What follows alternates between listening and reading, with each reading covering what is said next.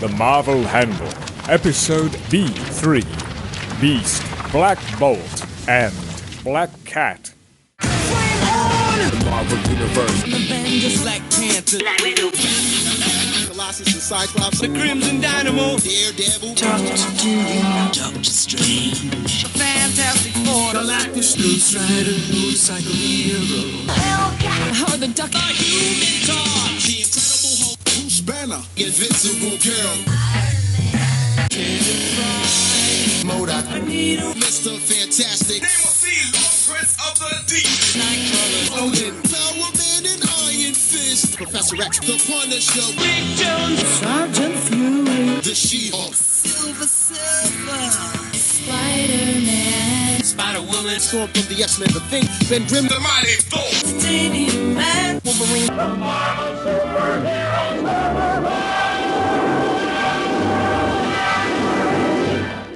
Hank? Ororo! Charles! Thank you for seeing me on such short notice. Henry, you are always welcome here. You're a part of this place. I have news. Is it Eric? No. Who's the furball? Hank McCoy, Secretary of Mutant Affairs. Right, the secretary. Nice suit.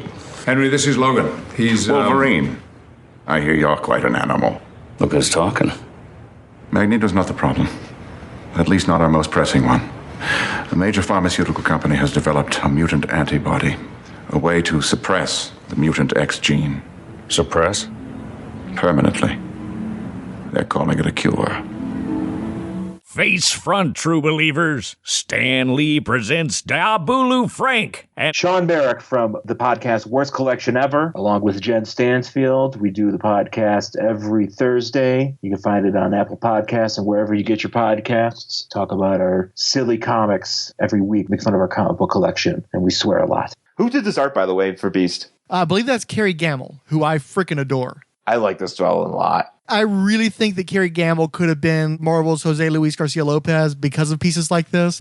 And I just wish he had stuck with doing the character shots and done more model work and stuff.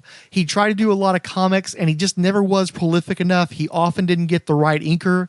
Joseph Rubinstein inked virtually all the pieces in Ohatmu, and he's just one of the great inkers. Everybody knows this about him.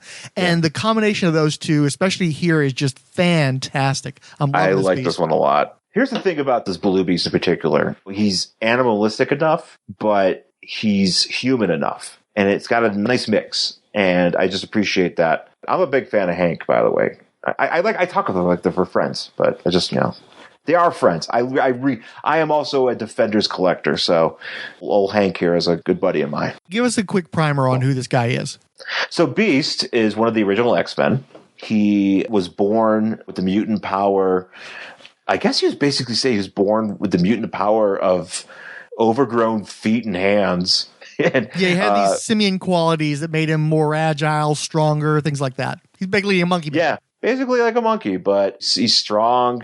He's agile. Apparently he can do 2K. He's got some good squats going. And he's just got that limber ability about him. He was one of the original X-Men, and then he moved on from that to join the Avengers. And then he moved on to that to join the Defenders. And then he ended up in X Factor, and then he was back in the X-Men. And he's gone through, some Image deals too. He wasn't hairy at first. He was just a big, bulky beast guy with just giant hands and feet.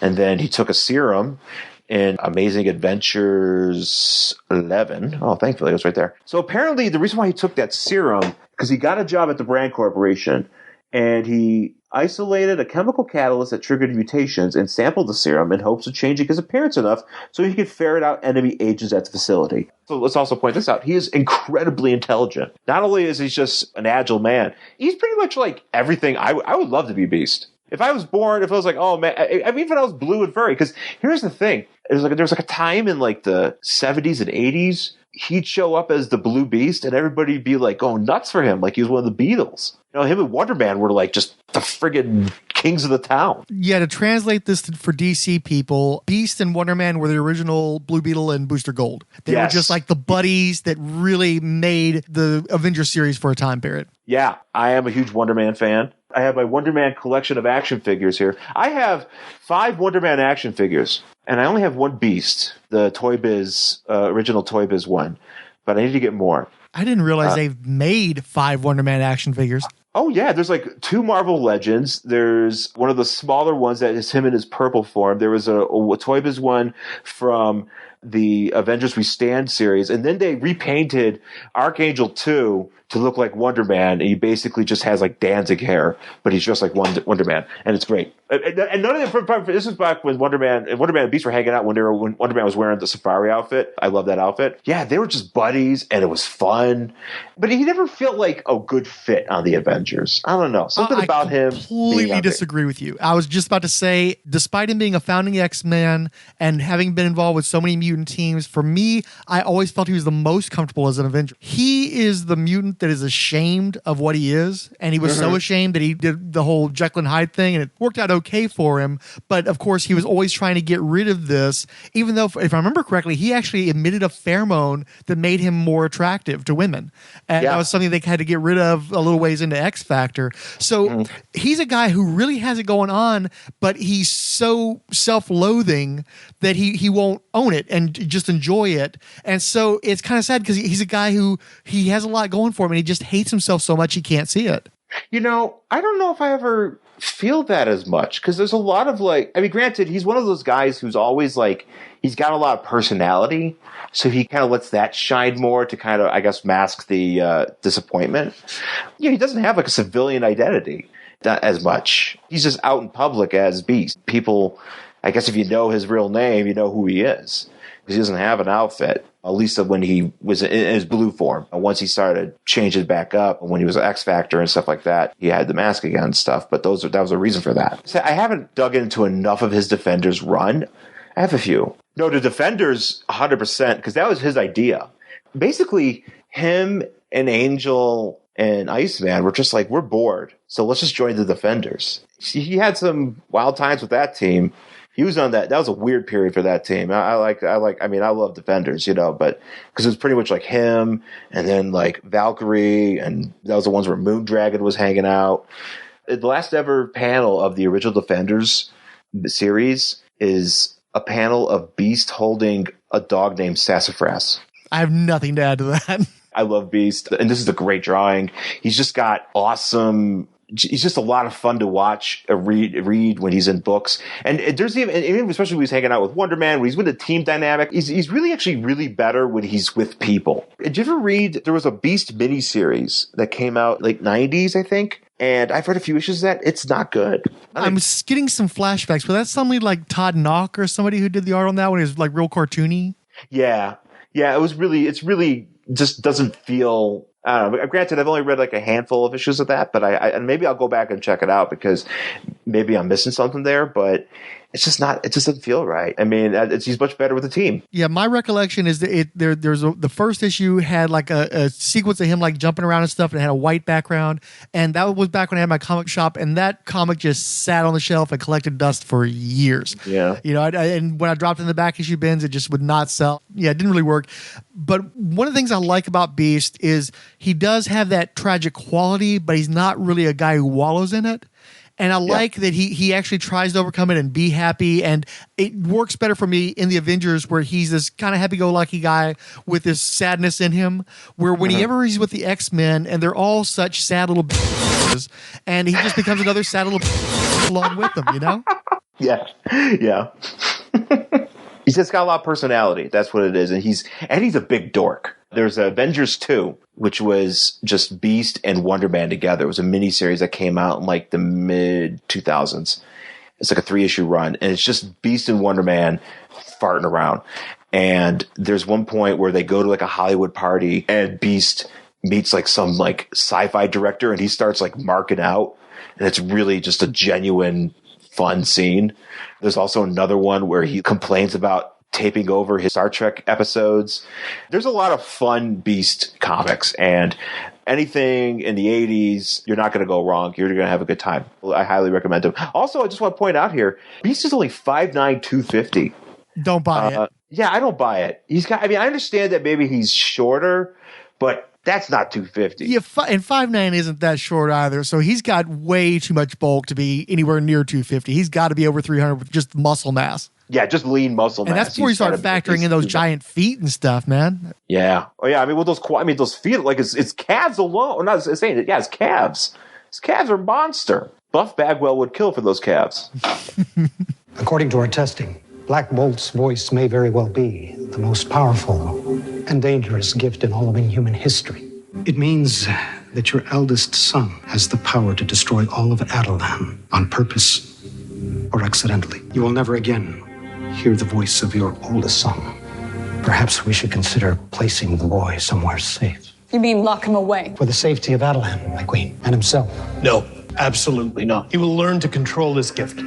But your Highness... He is my son. Someday he will be king. My name is Mark. I do a podcast on the Right On Network called Feathers and Foes. It is specifically and solely about the birds of prey. Movies, cartoons, comics. Right now we're in the middle of the 127 issue Volume 1 run, so it's an index show. And then on top of that, I'm just a huge fan of popular culture. I host a show called Nerd News Now on woodlandsonline.com. You can find that directly on thekingdomofgeekdom.com. We are also on Spotify under Woodlands Online Nerd News Now. Excerpt from the 2006 DK edition of the Marvel Encyclopedia, Black Bolt. First appearance, Fantastic Four #1, December 1965. Real name, Blackagar Boltagon. Occupation, Monarch of the Inhumans. Base, blue area of moon. Height, 6'2", weight 210 pounds, eyes blue, hair black. Special powers, abilities, harnesses electrons, power link to vocal cords, which trigger shock waves. Antenna channels power, giving superhuman strength, speed, fires concussive blasts, creates force fields, flight. Black Bolt was born in Adelan, secret refuge of the Inhumans. He was the son of Aegon, head of the ruling Council of Genetics. His infant cries created massive destruction, forcing his parents to place him in a soundproof chamber. An energy harnessing suit was designed for him, and he was trained to use his powers. After he was released, age 19, Black Bolt learned that his younger brother Maximus was about to betray the Inhumans to the alien Kree race. Black Bolt shouted, creating a shockwave that blasted the Kree ship out of the sky. It crashed into the Parliament building, killing his parents. Black Bolt became the ruler of the Inhumans. However, the two brothers have often battled for the throne. Black Bolt is married to Medusa. Do you think that Black Bolt is the Silent King? Do you think that that's... I've always preferred silent characters, whether it's like Soundwave barely talked in Transformers, but the way they had him talk was cool. And then Snake Eyes is like my all-time favorite. He's also a Marvel character technically, but stands alone as a G.I. Joe in any form.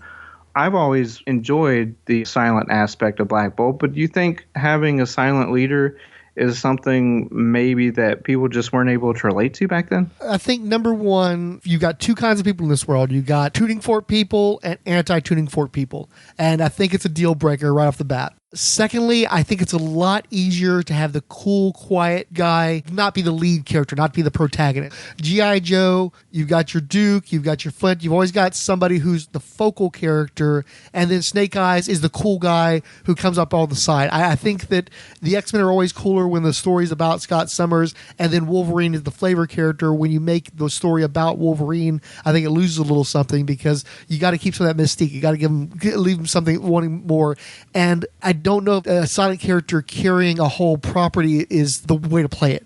You mentioned tuning fork. You're right on with that because my girlfriend calls him football head because it just looks like a goalpost. True. I never, not being a sports guy, that's not where my brain would go, but absolutely right. It does look like he's touchdown man. Touchdown man, a touchdown dog.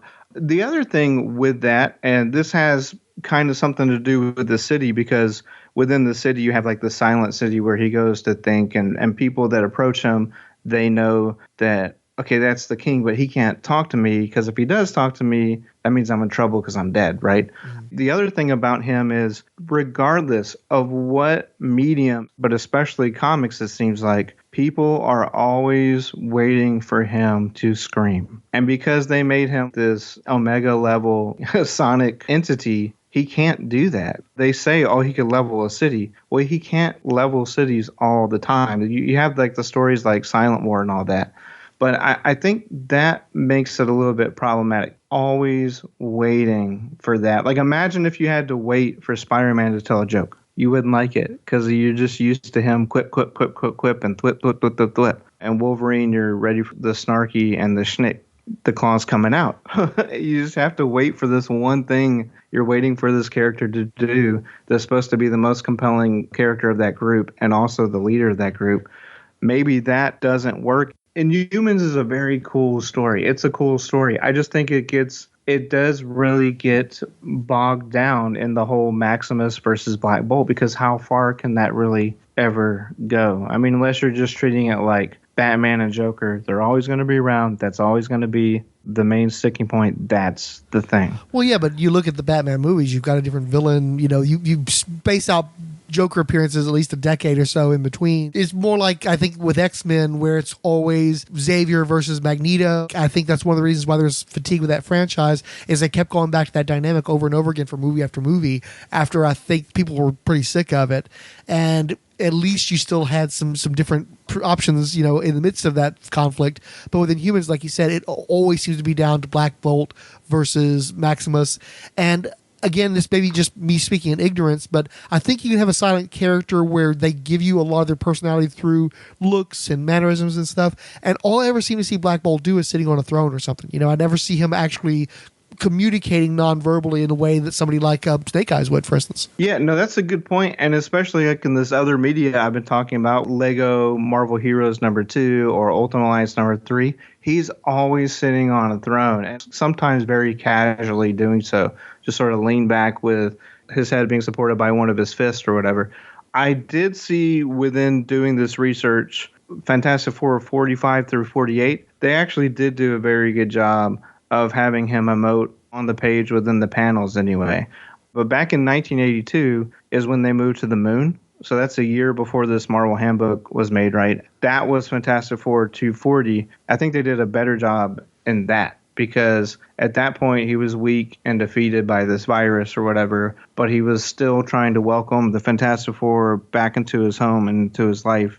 And then you could kind of see his concern for his people. And also in those backup stories, I think Kirby did an excellent job with having him emote and always be at the forefront for his people, always jumping into an adventure if it meant finding a new place for Adelan or just something within his kingdom to handle. But again, on the TV show, in the video games, on the cartoons, it's been a different story. It's just like, oh, he's the king. He's a silent king. If he ever talks, then you're in trouble. Kind of pigeonhole him a little bit by doing that. Yeah. So what do you think about the entry arc by Mike Zeck?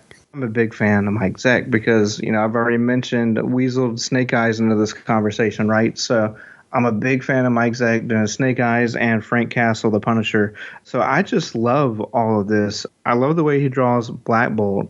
Oh, no. It's the Black Cat.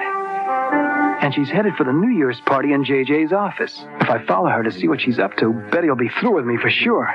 Oh, give it up, Webhead. You never could turn down a date with danger. This is quite a newsworthy event. Every bigwig in New York is here tonight. And that means diamond necklaces, gold watches, silver bracelets, not to mention plenty of cash. A fitting prize for the greatest cat burglar in the world. It's almost midnight. 5, 4, 3, 2, 1. Happy New Year! Thanks. Happy New Year to you, too.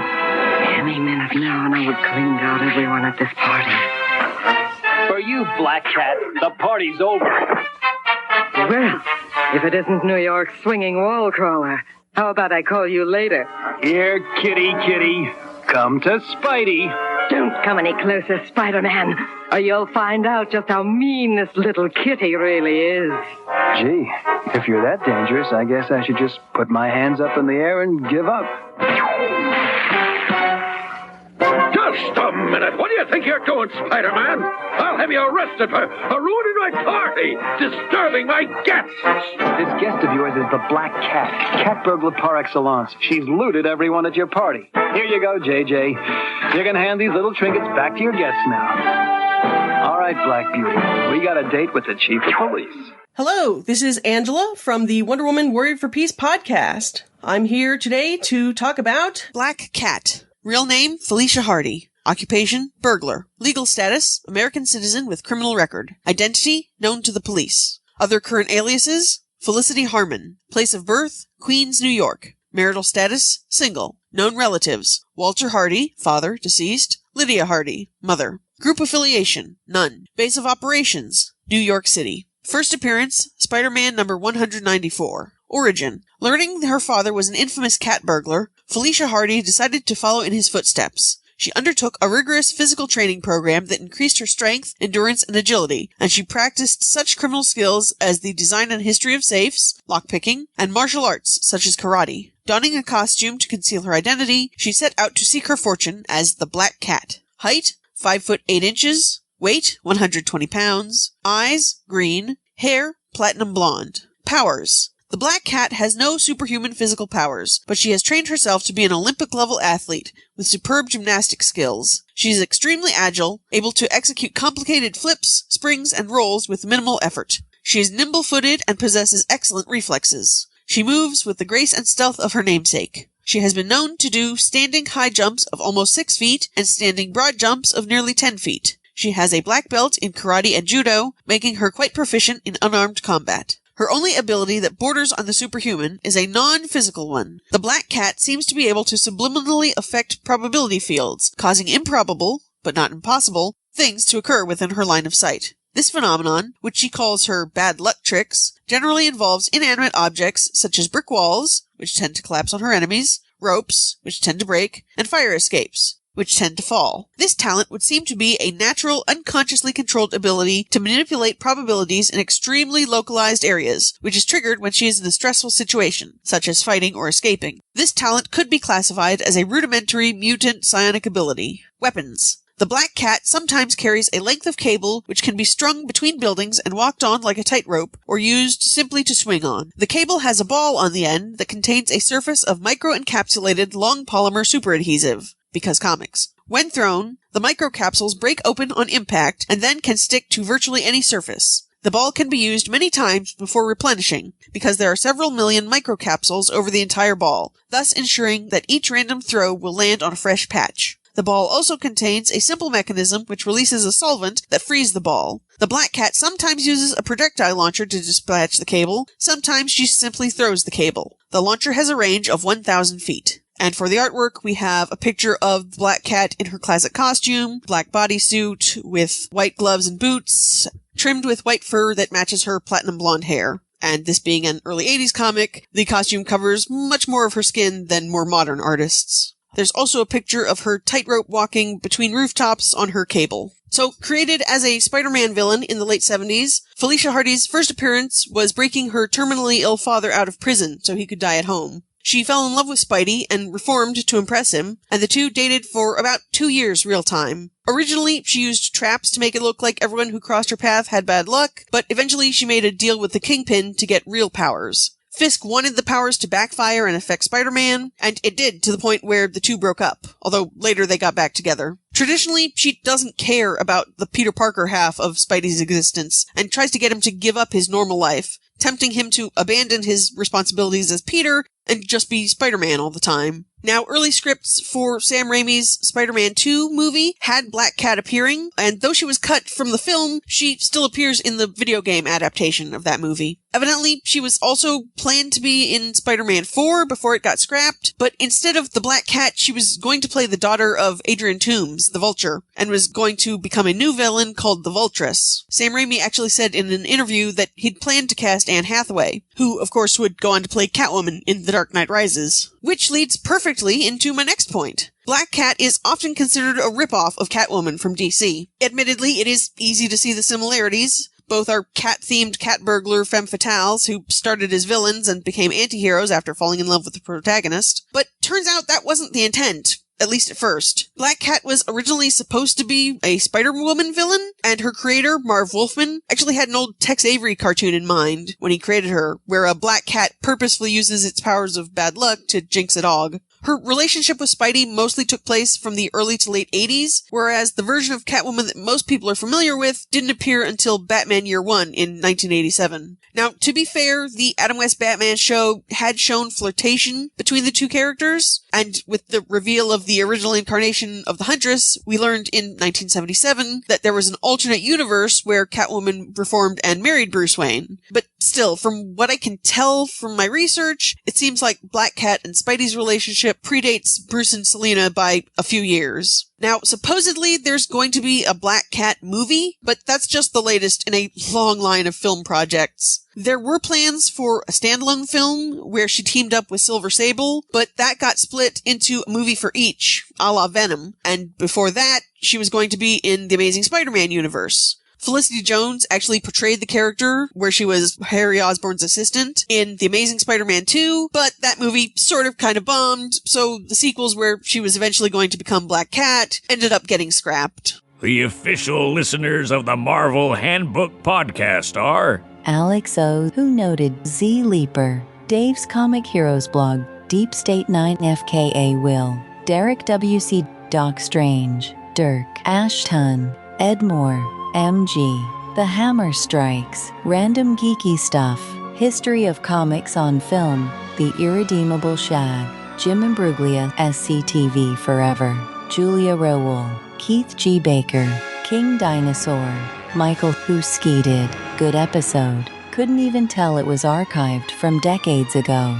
Now Marvel 80s covers, Patrick Smatrick, Richard Field, Siskoid, Stop, Let's Team Up, Gallifrey's Most Wanted, and Tunes. All characters and concepts appearing in the official handbook of the Marvel Universe and the distinct likenesses thereof are the trademark and copyright of Marvel Entertainment LLC, a subsidiary of the Walt Disney Company. This has been a non-for-profit fan production from Rolled Spine Podcast. Any copyrighted material presented herein are presumed covered under fair use, with no infringement intended. Till next time, Excelsior!